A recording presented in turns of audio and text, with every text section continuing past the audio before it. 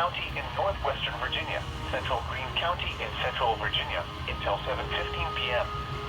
At 6:51 p.m., a severe thunderstorm capable of producing a tornado was located over Stamansville, Oregon, 12 miles southwest of Madison, moving northeast at 45 miles per hour. Hazard, tornado. Source, radar indicated rotation. Impact, force in the direct path of the tornado touchdown. Flying debris will be dangerous to those caught without shelter. Damage to roofs, siding, and windows may occur. Mobile homes may be damaged or destroyed. Tree damage is likely. This dangerous storm will be near Madison around 7:05 p.m. Other locations impacted by this tornadic thunderstorm include McMullen, Krieglersville, Edmond, Lydia, Haywood, Hannahtown, Syria, Banco, Amicus, and Fletcher. Take cover now. Move to a basement or an interior room on the lowest floor of a sturdy building.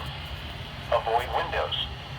If you are outdoors, in a mobile home, or in a vehicle, move to the closest substantial shelter and protect yourself from flying debris.